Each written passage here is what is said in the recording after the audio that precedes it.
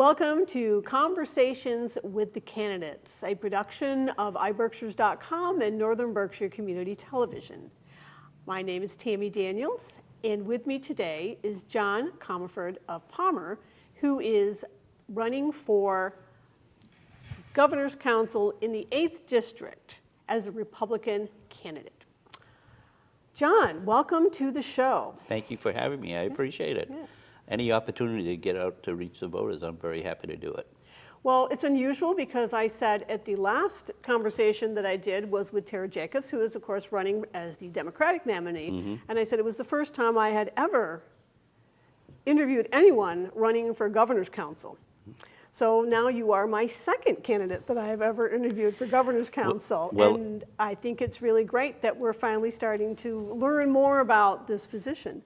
So why don't you tell me a little bit about yourself? Well, presently I'm a veterans agent for the town of Holland. I used to do 6 towns, but about a year and a half ago or so, I reduced it to just one town, which is Holland. I used to be the vets agent for District of East and Hampden County. A district is made up of multiple towns that kind of pay into a fund so they can keep the veterans agent, the office going.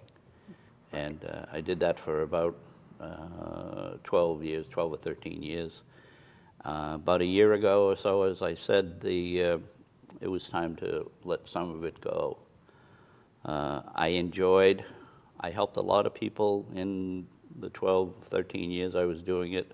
I'm still helping, but on a limited basis. I'm kind of semi-retired, but as you can see, if I'm running for office, I'm not fully retired yet. Right. And you were an investigator? I was a fraud investigator for the state. The name of the agency, and I don't even know if it exists anymore because it was kind of swallowed up by other agencies, but it was the Bureau of Special Investigations. I was there for well over 25 years. I was also towards the end, I was the chief of investigations. Thoroughly enjoyed it. I was stationed, when I was in the field, I was stationed in Weymouth, Mass. I had an awful lot of great cases that I was able to investigate. I would always deal with the state police and other state agencies. And then I ended up with the Office of Attorney General as an investigator, zeroing in on Medicaid fraud.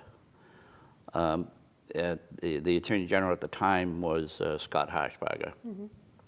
Great guy, really great guy. He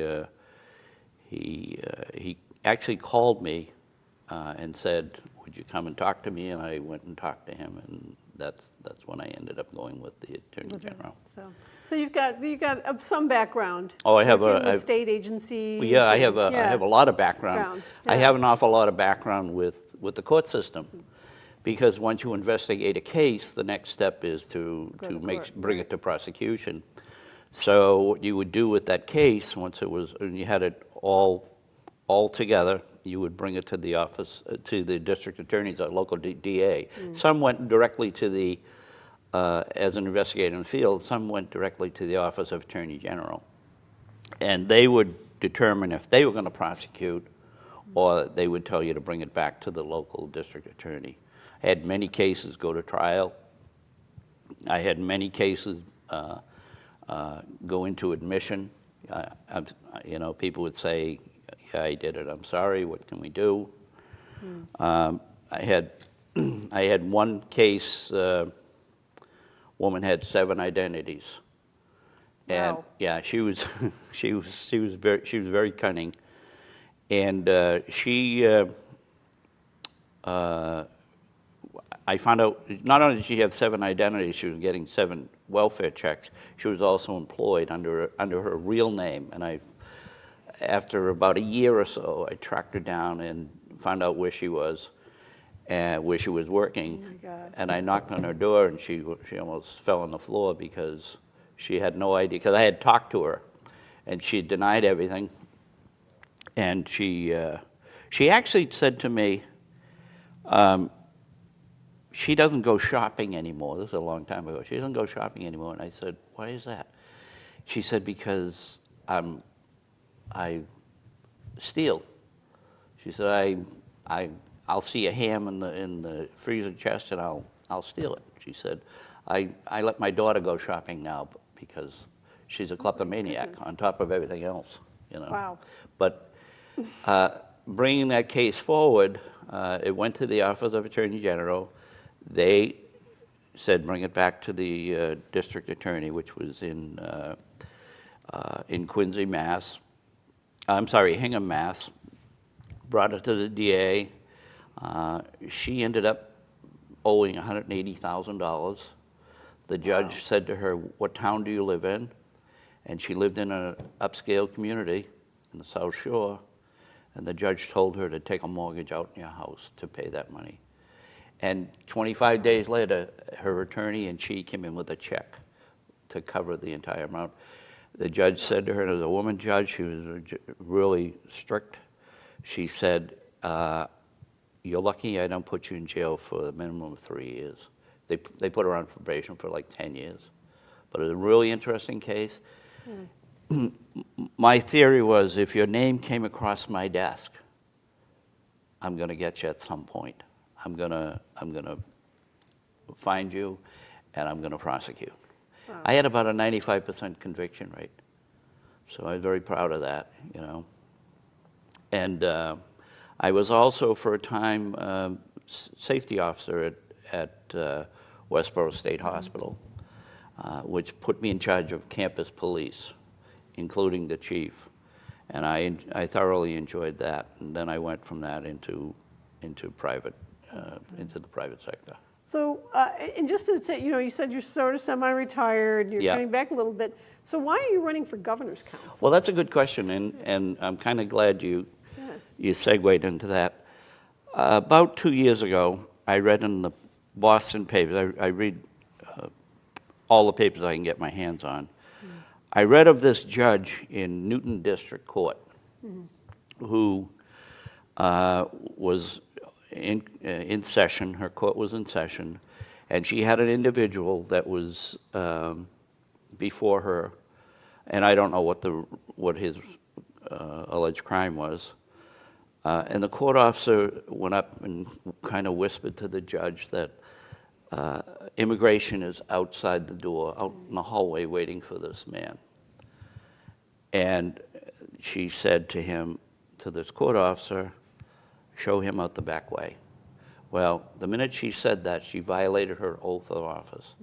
When you become a judge, when you become a vice president, when you become president, when you become a state senator, or a state rep, or a governor's council, you take an oath of office to basically preserve, protect, and defend the Constitution, and to do the job the way you're supposed to be doing it. Assisting somebody who's wanted by a federal agency is not doing your job. That upset me, and I said, I'm going to run for a governor's council. And one of the things I want to do as a governor's council is get people to tell me, are they going to stay true to their oath of office? You know, you can't guarantee, nothing's guaranteed, but it was upsetting that she did this. By the way, she's suspended, it has been for 2 years, and she's been getting her paycheck every week. I think they're at $187,000 a year. So you and I, the taxpayer, are paying her to stay home. Her case is with the federal, with the U.S. attorney, but I don't see it going anywhere. That upset me. I said to my wife, who I've been married to for 54 years, by the way, next week, I said, I'm going to run for governor's council. I'm going to be a very strong voice, the people's voice on the council, and I'm going to do everything I can to put the very best people on the bench. There's no guarantee. I've been in courts where the judge was half asleep, you know, and I wondered, you know, why isn't somebody doing something about that? I've been in courtrooms where judges were, shouldn't have been there. I thought, and I'm not Abraham Lincoln, but I'm certainly smart enough to be able to determine if somebody's mismatched for their job. So my number one goal is to put the very best people on the bench that we can. Yeah, and I watched your video on your Facebook page. You have a Facebook page and you have a website now. And you had 4 things that you were talking about, and one of those was questioning vigorously. Yes, exactly. Whether or not they would stand up to their oath of office. Exactly. And I'm a very practical guy. I don't go in with beliefs that I'm going to change the world. I'm not going to go in and, I'm not going to, I'm a Republican. If a Republican gets elected governor, it's not a guarantee that whomever he sends to get to place on the bench is going to get my yes. It's not a guarantee at all, because I'm of the same party. Or on the other side of the coin, if it just happens to be a Democrat, I'm not going to say no because that's a Democrat sending the person. I'm going to look at those credentials, and I'm going to question them vigorously about keeping their oath. To me, that's very important. When I went in the Air Force, I raised my hand, and I took an oath of office. And essentially it was, I will, preserve, protect, and defend the Constitution of the United States. And I meant that, and I mean it today, and I expect the people that we're selecting as judges do the same thing. Right. And so just to clarify too, the Governor's Council doesn't just confirm or approve forward judges. There's a number of administrative judges, the parole board. The parole board, the industrial action board. There are a number of issues, but I was zeroing in on that because that made me, that angered me that this woman did this, and I have never mentioned her name because that's not what you do. You just mention the scenario. There are a number of issues, and they also approve or are charged with approving state bills, state invoices for, I guess, assuming large purchases. But there's a lot to it, and they meet every Wednesday, either in person or on Zoom. Zoom. I want to make certain that you, the taxpayer, you, the voter, know that they exist. You'd be surprised. I'd knock on doors, everywhere. And I've been almost every town. Knock on a door and say, "Hi, I'm John Comerford. I'm running for Governor's Council." "What's that? You're running for governor?"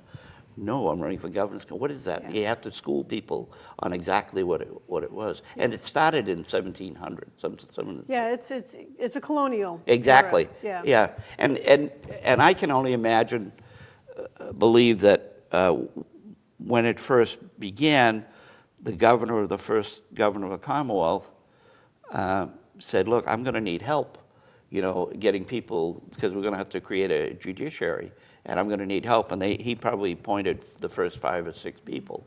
And if over the years it became an elected position, which I think it should be an elected position. Otherwise, it's an automatic approval if the governor sends your name over to these people. Otherwise, if you don't agree with the man or the woman. Has there been you've obviously followed it closely now. Have there been any decisions by the Governor's Council that you didn't agree with? Yes. Yeah. There's another is commutation of prison sentences. Okay.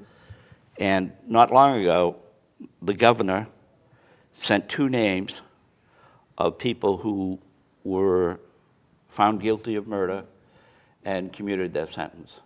I would have said no. I read up on it, and I would have said no. It's oftentimes people in jail, they have nothing else to do other than, they're locked up 24/7. So a lot of them find God, and suddenly they're changed. well, I don't want to put that person out on the street and put you in harm's way. You know, I would have said no. I would have said absolutely no. All 8 of the current governance council said yes. I would have said no. Because I read everything about it, and I would have said no. I would have come. Well, one of your points was regarding commutations that you thought that victims or victims' families Exactly. should have the right to testify. Absolutely. And when it does happen, when a name does come before the board, the governance council, and it's to let them out early, every attempt should be made to contact the victim and or their family. You know, obviously if it's a victim of murder, you're not going to be able to get him or her, but the family might be alive. You know, they might be available. And somewhere in those records is the next of kin of the victim, the one that was murdered. And they should be allowed to come and say, yes or no, I don't want this man out. I don't want them out in the street. Or even a district attorney that prosecuted the case should be told, you know, this person is here for commutation. Would you please come and let us know your views? Yeah, there should be inclusion, is what I'm saying, and they have every right to say yes. They may say no. They may say yes, or they may. Chances are they're going to say no. But you know, and they should be allowed to speak to the board, to the governance council, all 8 of them, and say, these are my reasons. I lost my husband. I lost my brother. I lost my son to this criminal, and they should be allowed to testify as to their belief whether or not they should walk free. You know, and again, to me, it's, you know, and I've been talking about it from day one, going all the way back to January, that it should be inclusion, and it should be as widespread as possible. Just, you know, letting people know what's going on with the governance council. Yeah, and you would definitely want it televised. Absolutely. That's one of the Absolutely. things, It should yeah. be televised. I know, because we know that it had been for a while, and then they tried to not do it, and there was a lot of pushback. Well, and they voted to. I understand the issue was having to do with money. With the governance council, you know, didn't have the funds to put the cameras in and get things going, and I understand that. And what I would do is, I would go to the governor, and you don't, you know, it's not like you meet with the governor every day. You're not his counsel, so to speak. You know what I mean? Yeah, it's strange. It's really not the governor's council, even though we call it Exactly. the council. Yeah. The governor's council. You don't yeah. counsel the governor on Yeah. anything. Yeah. It's like advice and consent Yeah. of the U.S. Senate. Yes or no. But you don't get to, you know, go to have coffee with the governor unless you're friends. You know, you just, you know, but I would make an appointment to see His Honor, and I would say, you know, what do we have to do to get the money to, who do we have to talk to? And I'll go and knock on that door. It might be the Senate President, might be the Speaker of the House, Massachusetts House of Representatives, or my local rep, and say, look, we need the funds to be able to televise this. I want this to be as open as possible, you know, as transparent as possible, that people, you and I, have a right to know what's going on there. It's kind of like, comes under the open meeting law in the Commonwealth of Mass, you know. You're not supposed to have a meeting of, you know, the town council unless everybody knows about it. Right. You know, you know that. Well, the thing is that, you know, if you have it in Boston, it's easier not to. Yeah. It'll be open, but who can go? Yeah, Because exactly. It's in Boston. Exactly. Right. That's why it should Yeah. be on that screen over Right. there. Yeah. It should be. You should be able to. And what I would do is suggest that the local, such as yourself, local community access televisions, be told these are the scheduled events, meetings, And please let your people know that it'll be on channel, what have you. And at 8 o'clock or 3 o'clock in the afternoon on a Wednesday. And this is the agenda. We plan on discussing Mr. Comerford's application for the bench, or whatever else is on the agenda. So and as we've talked about, as we all know, nobody knows what the Governor Council does, because it's sort of been hidden. Yeah, I don't want to say secret, but hidden, right? It was behind closed doors. Yeah. So, I mean, putting it out on the local television and allowing people to watch it over Zoom is great, but how do you, or are you going to be able to talk to people within a very large district, almost 100 towns, right? 101. Yeah, 101 towns. So how are you going to let if you are elected, how are you going to let your constituents know what's going on? Well, it's not a constituency position. Yeah. In other words, I'm not there. I'm not a state rep. Right. That's their job, or a state senator. That's their job. But I would let people know through you, through your medium, through, again, local access, and let them know what I'm doing. But it's not it's not like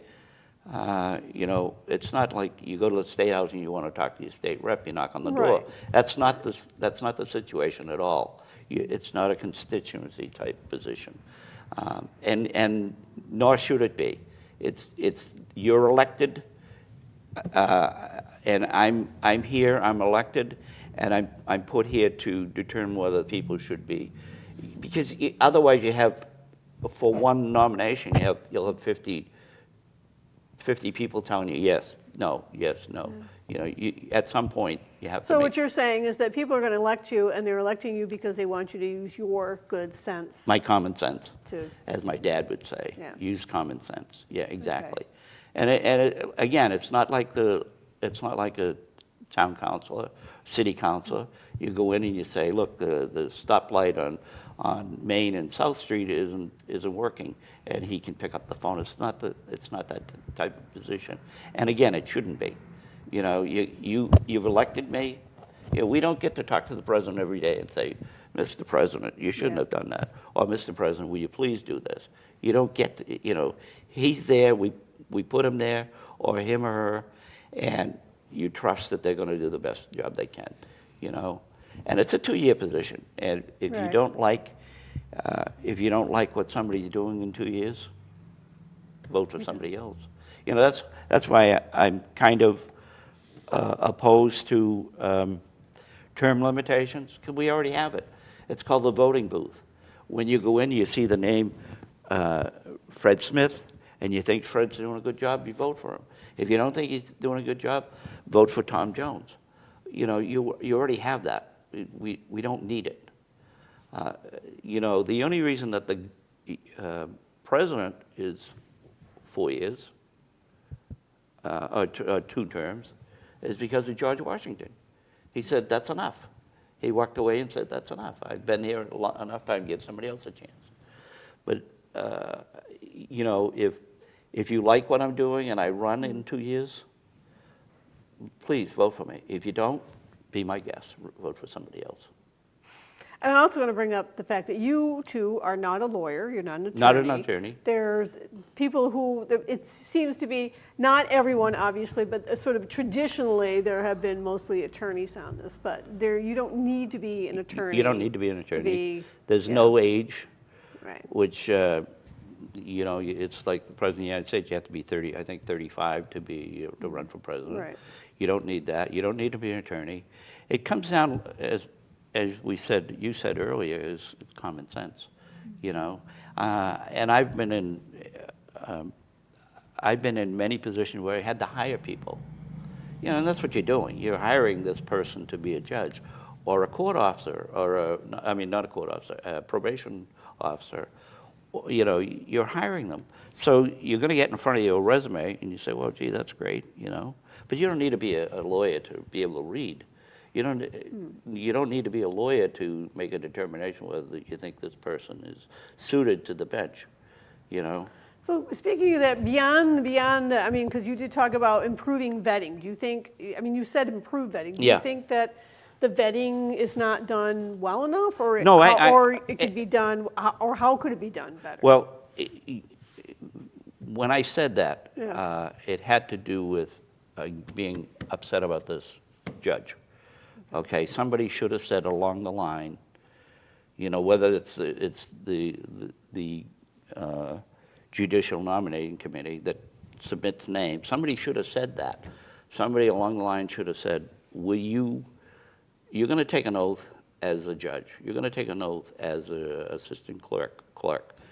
Is it your intention to stay with your oath, stay true to your oath, as this judge didn't do? As I said earlier, this judge, the minute she said, show the man out the back door, no matter what was going on outside, and it's not her business that the federal government wanted. It's not her business. They're there for a specific reason.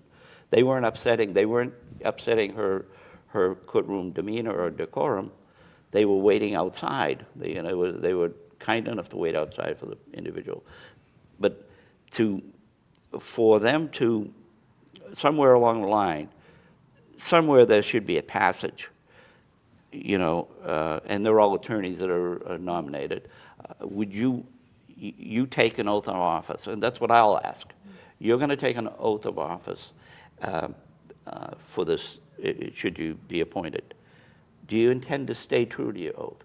They're going to say, oh, of course they are. Yeah. They're going to say, of course they are. You know, but you keep probing and probing and probing, and they're going to say something. They're, as smart as they are, they're going to say something that's going to trigger, and that might say to me, no, I'm not going to vote yes for this person. So what else would you look for in somebody in an administrative position, an administrative judge or a judge on the bench? Is there anything beyond simply saying, I'll follow my oath? Well, yeah. Are you going to follow the Constitution of the United States? Are you going to follow the Bill of Rights? Absolutely. Are you going to treat people with respect, no matter who walks in the door? You know, rich, poor, black, white, doesn't matter. Are you going to treat them with? I've seen judges that were, as I said earlier, I said to myself, my God, and I'm sitting in the background waiting for my case to be called. And I'm seeing, you know, judges that I thought, how did you get here? You know, who did you know? Because in the old days, it was not what you did, it was who you knew. You know, it wasn't how intelligent you were. But how did you get here? And, you know, and I can't sit here, Tammy, and say, this is what I'm going to do on every case. I can't do that, because everyone that walks in the door at the State House looking to become a judge is going to be different. And every scenario is going to be different. And every line of questioning is going to be, you're not going to have a set question. You can't, because, you know, this person may have gone to Harvard, this may have gone to BU, or New England School of Law, or Western New England School of Law. You know, it's as I will question them as I see them. Okay, and again, am I going to be right all the time? No. If I were, I'd be running for president of the United States. I'd be. President's not right all the time either, so. Exactly. But, you know, I think for me, it was time to step up and say, you know, and I've knocked on many doors in numbers of communities, and I said, thank you for running. Thank you for, and again, going back to the original, and schooling them on what the Governor's Council is, you know, and I thoroughly enjoy it. You know, I take the time to explain it to them. So what else are you hearing? I mean, you've been knocking on doors. Yep. What have you been going to? Oh, it's about time. Yeah. Yeah, we got to get somebody in there that has some, and it goes back to what my father said. But somebody said it to me the other day. Common sense. Common sense. I'm hearing that they're not liking what's going on in the state. You know, by the way, I wanted to say a couple points if I could. Sure. I'm 100% backing the blue, and I I don't even like that term. I back our police officers. I back them 100%. Are they right all the time? No, absolutely not. 99.99% are great cops. I don't care if it's the state police, the FBI, the local PD here in North Adams, where I live in Palmer, the Boston police. They're great people. You know, they put on their uniform every day, and they have one intent: to keep you and I safe. And I back them 100%. And I will continue to back them. Again, are they all good guys? No. We've seen a few that shouldn't have been, just like I've seen the judges that shouldn't have been on the bench. I've seen cops that I would shake my head and say, you know, why? How did you get there? You know, why isn't somebody reining you in? I've seen that. I grew up in the city, and I've seen that a lot, you know. But I back the police officers 100%. I'm a former deputy sheriff here in this county. I was made one by Sheriff Carmen Massimino.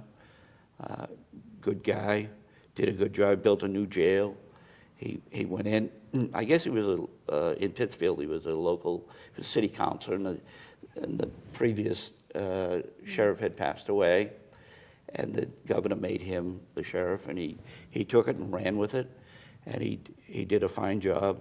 And when he got ill, he didn't tell anybody he was sick. He just stepped down from his position as sheriff. He was a good guy. But you know, my background is that, and I lean towards law enforcement, but I absolutely endorse enabling the police to do their job. And I don't want to get you off your No, that's fine. your route. We're here for you to discuss things. Okay. So, you know. And we're doing it. Is there, I also want to bring up the fact that, you know, in Berkshire County, we sometimes feel like we are the westernmost of You're left westernmost out. Massachusetts, Yeah, right? yeah. But you are familiar with, we talked about that a little bit before we went on the air, you are familiar with Berkshire County. Oh, absolutely. I love it here. It's you've beautiful. been- yeah. Beautiful. You said, you actually said all the way from Palmer, and I said, no, no, it's not all the way. I'm here. It's in Berkshire. Berkshire is beautiful. And I used to come here, and as I told you before, I used to come here and to Pittsfield, North Adams and Pittsfield, at least once a week, because I was in charge of security. I was in charge of the people that were providing security at the Social Security office here, Right. and the federal building in Pittsfield. And I'd go there once a week, and I enjoyed it. I loved the ride. It was, you know, riding in the Berkshire is beautiful, you know, so I'm familiar with it. And I think what you're getting at is will the Berkshires be left out? The answer is no. Okay. Absolutely. We always have to ask that of everybody. No, it's okay. That's okay. No, it won't be left out. What are you going to bring to the Berkshires? Well, you know, I'm going to bring me to the Berkshires. Okay. You know? And my wife, who's sitting over there, I'll bring her Yeah. too. But, you know, I knocked on the door the other day, and somebody said, in one of the towns, and you excuse me for not knowing, because I'm in so many towns, you know, and it kind of all melds together. And somebody said, I never had a politician knock on my door before. And I said, wow. I said, you live in this, it was a local town, not even a city council, never anybody. And he said, you're going to get my vote. And I said, well, that's great. But, you know, once I'm here doesn't mean I'm going to forget about the Berkshires, or forget about Pittsfield or North Adams or Washington or Florida, or all these great little towns. Russell, another great little town. You know, I'm here, and I'll be here again many times. Okay. Is there anything else you'd like to say before we round up? You want to We make get your to that pitch? point? We're at that. Well, yeah, we're at that point. We got a few Wow. minutes. So. Okay. See, I said they always Yeah. go long. You will. Have we already gone long? Not really. Not really. We're pretty much on schedule. Okay. Yeah. I'm bringing the trains in on time, are we? No, I want to tell the people in your viewing area that my background is law enforcement. as a former investigator with the state, and as a still a veterans agent. By the way, through the years, I've helped hundreds and hundreds of veterans. I had one gentleman walk in my office in Munson, and he said, "John, I've just been notified by Social Security that I'm dead." And I said, "What do you mean you're dead? You're standing here." He said, "No, they sent me a letter." So he was on VA disability at the same time. And he said, they cut this check off, they cut this check off. He said, "I have nothing." So I got him some money, and I said, "Is there anybody I can call for you?" I said, "Here's what you do. You go to the VA, present yourself, present this letter, present your VA award letter, and show them who you are, and get them to," because all it is a little computer thing. All you got to do is, and about a month went by. I got him a check for whatever it was he needed, and I took it out of my budget. I didn't ask the town. I have a budget, but I didn't ask the town for money. I took it right out of my budget, and I think it was something like $2,500. Cut him a check, and he said, "When I get restored with Social Security and with the VA, I will bring back this money." A month went by. I hadn't heard from him. A month went by, and he came back all smiles. He said, "Here I am, alive and kicking again." And he gave me the check back, made out to basically to my budget, you know. And I was very happy to do that. I helped. Unfortunately, I helped bury an awful lot of veterans through the years. People who couldn't pay for a funeral, people who couldn't, get a casket for their loved one. And it's part of the job, you know. But anyway, I wanted to let the people know I'm on the ballot. I am a Republican. I use what my father would call common sense in my everyday life. I'm married 54 years. We have 4 kids. They're all adults. 5 grandchildren and 2 great-grandchildren. And when my granddaughter told me I was going to be a great-grandfather, I said, "I'm too young for that. How could that be?" You know, then my other granddaughter came along and said, "Oh, by the way." So we have 2 little boys, Carter and, oh God. Brooks. Yeah, Brooks. Carter and Brooks, you know, and, they're going to be, they already are. They're the best of friends because they live close by, you know. But I said, I'm too young to be a great-grandfather. They're old people, and I'm not there yet. Yeah, I'm not there yet. But I'm going to ask, through your generosity, I'm going to ask for the vote of the people in this county. I'm going to ask for the vote of the people of North Adams and Pittsfield and, the Berkshires. There's 101 towns in the district, and I would like to be elected by all of them. And I would certainly appreciate your efforts. And by the way, if you have any questions, you can get in touch with me via the Facebook page. It's www.Comerford4, the number 4, Governor's Council. And I'd appreciate hearing from you. And I'll get back to you. I have a long habit of getting back to people right away. So thank you very much. Okay. Well, thank you for joining us. That is John Comerford. He is the Republican candidate for the 8th District for the Governor's Council. And I'd like to remind everybody that Election Day is Tuesday, November 8th. Please, please vote. It is your civic duty to vote. Thank you for being with us on this episode. And I'd like to thank Northern Berkshire Community Television for allowing us to do these in the studio. And goodbye for now. Thank you. Okay. Thank you. Appreciate it. Yeah. See?